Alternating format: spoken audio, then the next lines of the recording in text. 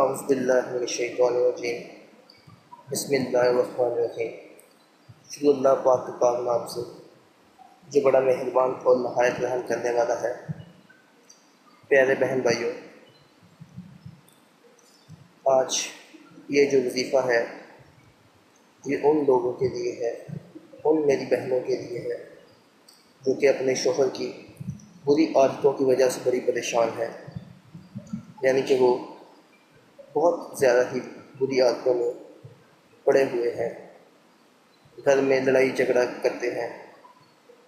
यहाँ मैं आपको बताता चलूँ कि ये क्या तरीक़ाकार है, इसको किस तरह में ये वजीफ़ा करना है।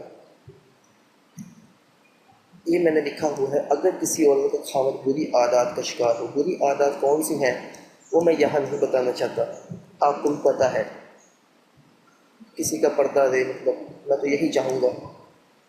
और घर में हर वक्त झगड़ा रहता है, तो ऐसी सूरत में बीवी को चाहिए कि 11 मरतबा सूरत फातिहा पढ़ कर पानी पर दम करे।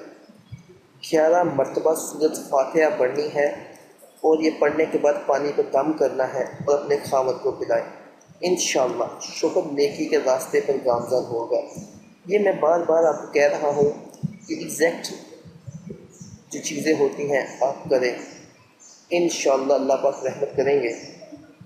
तो हर तरह की बुरी आदत जो आपके शोहर में पाई जाती है, वो कहाँ जाते हैं, क्या करते हैं, या आपको इनके ऊपर डाउट है, तो सच्चे दिल से आप ये काम करें।